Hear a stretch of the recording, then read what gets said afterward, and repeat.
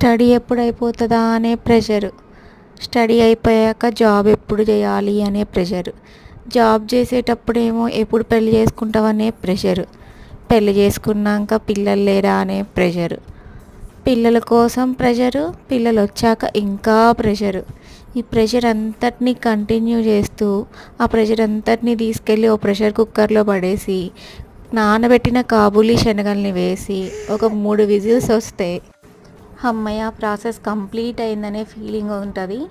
So ఇట్లా వారానికి ఒక్కసారైనా పిల్లలకి ఇలాంటి గుగ్గిళ్ళు చేసి పెట్టడం వల్ల వాళ్ళకి కొంచెం హెల్త్ బాగుంటుంది.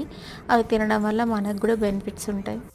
మొత్తానికి ఈ ప్రెషర్ఫుల్ లైఫ్ని ప్రెషర్ కుక్కర్స్ మీద చూపిస్తూ లైఫ్ లీడ్ చేయాలి, తప్పదు కదా. గుగ్గిళ్ళని గుడాలని కూడా అంటారంట. నేను ఫస్ట్ టైం కరీంనగర్ మా ఫ్రెండ్ వాళ్ళ ఫంక్షన్కి వెళ్ళినప్పుడు ఆ వర్డ్ విన్నా, గుడాలు అనే పదాన్ని. మీరేమంటారు?